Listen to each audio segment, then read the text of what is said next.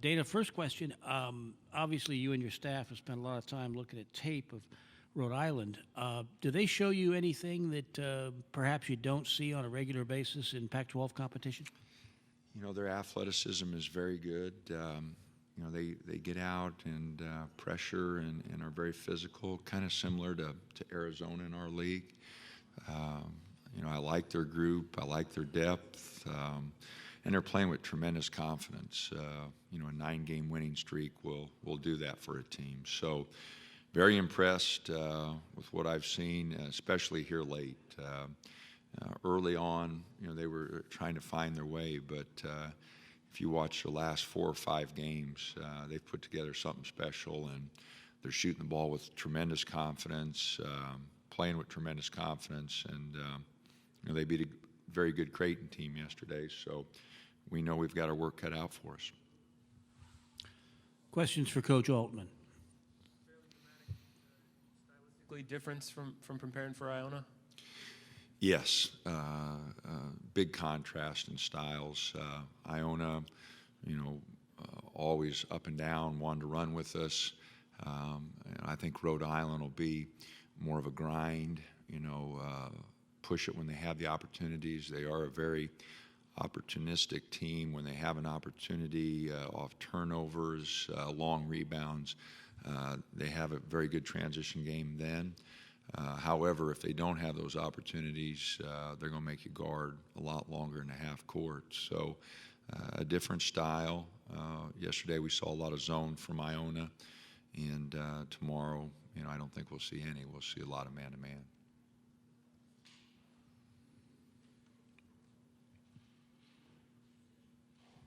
Shelley? Did your dad ever coach? No, no. So you're the only coach left of the 4 here who's not a coach's son. Well, my dad yelled at me a lot. Okay, well, that counts. Does that count? And every time I didn't play well, he sure let me know. Where did you no. get your coaching chops then? Oh, well, I owe a lot to everybody I played for. Dave Ullman was my high school coach, Gary Bargan in junior college, Larry Riley, Mike Riley.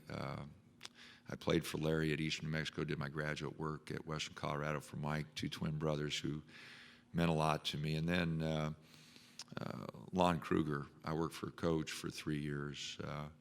And then someone who was a mentor because we had coached at the same junior college, Charlie Spoonhour, was someone I could always lean on. So I've been very fortunate. I've had a number of coaches who've really cared about me and have taken good care of me. So really fortunate. Kobe Cotter, Narragansett at times. What's been the message to the team since you lost Chris? Has it impacted the chemistry at all, or do you feel like you've been able to overcome it?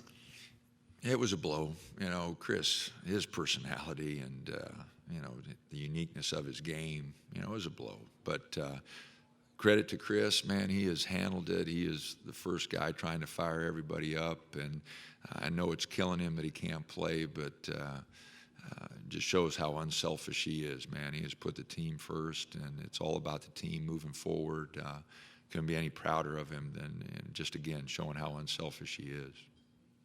Joe Kayada from NBC 10 in Providence. Anybody from when you watched the game yesterday that caught your eye from the URI Rams that really stood out to you that you're going to have to keep an eye on tomorrow? Well, all 5 of those stars and those 3 guys they brought off the bench were all pretty good. They're a very balanced attack. I've tried to emphasize to the team that, you know, they have a couple go-to guys that, you know, in tough situations they might run a special for. But other than that, their balance, I think, is what makes them dangerous. A little bit like us. You know, we do lean on Dylan offensively, but Tyler, Jordan Bell, you know, Peyton Casey both play well. Dylan Ennis is a double-figure scorer. Chris was a double-figure scorer.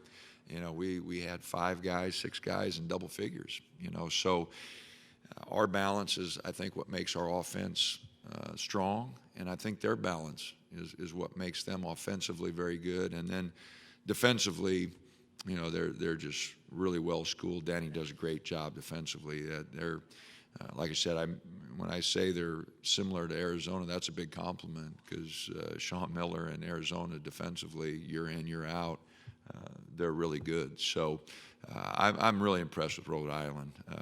I think they're really good. And as I mentioned, the last 4 or 5 games, because of their confidence, they've become much more dangerous than they were earlier in the year.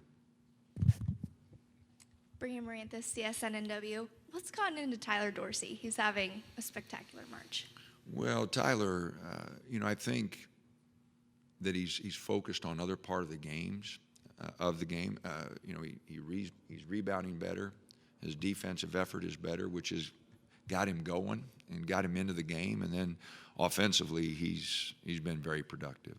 And but I think what got him going in the conference tournament, the first game, he had 9 rebounds against Arizona State, and defensively, we were struggling there a little bit, and he really picked it up. And I thought down the stretch against Cal, his defense really picked us up. So I think he's focused on other part of the game, and because of that, his offense has picked up. And there were times during the season I didn't do a good job of getting him involved enough. I didn't run enough things for him to get him going.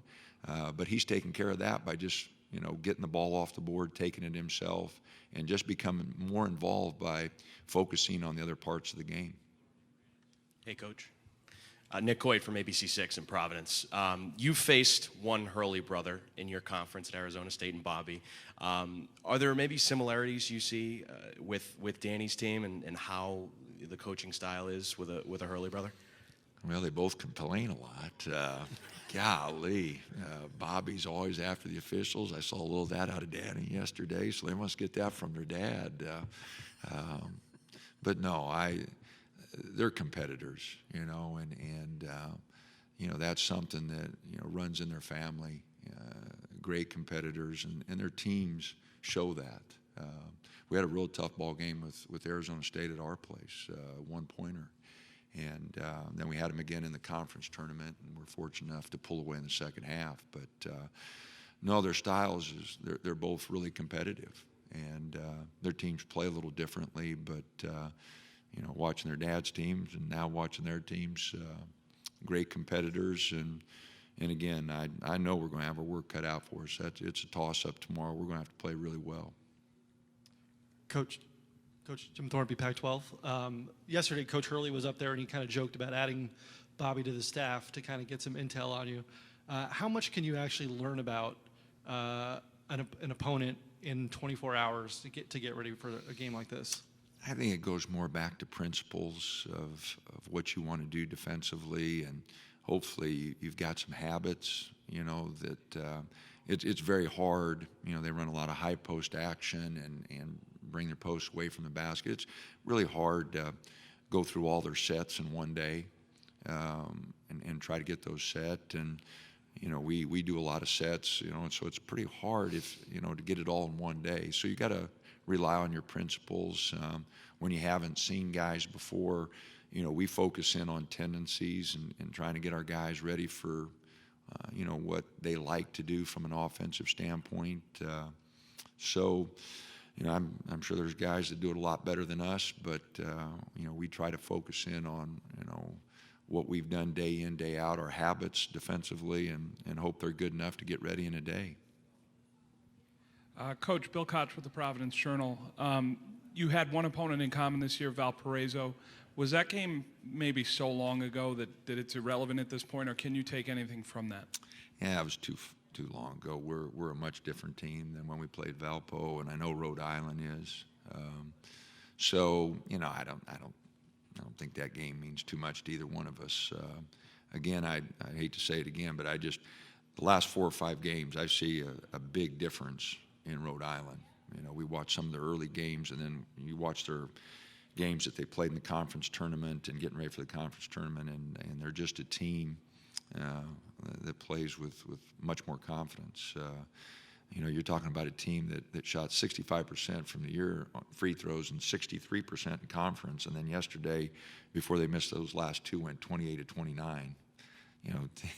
Teams don't do that unless they're walking up there expecting to make it. You have a 46% free throw shooter going 10 for 10. So that's playing with a lot of confidence, a lot of focus. Coach Altman. you've been here many times before. What is that build up, for these second round games? Rhode Island, it's about surviving in advance. It's 11 seed. They're moving on. Does the intensity gets even, closer, going into these second rounds?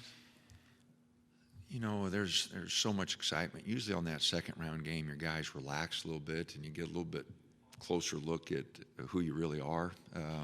That first game, I think all coaches are a little apprehensive on that first one because, Peyton coming out yesterday as a freshman and he has a heck of a game offensively, but you're not really sure how your guys will respond to that first one. It's kind of like the conference tournament. I'm always worried about that first game, just trying to get comfortable. But hopefully the second game you relax and play a little bit closer to who you really are.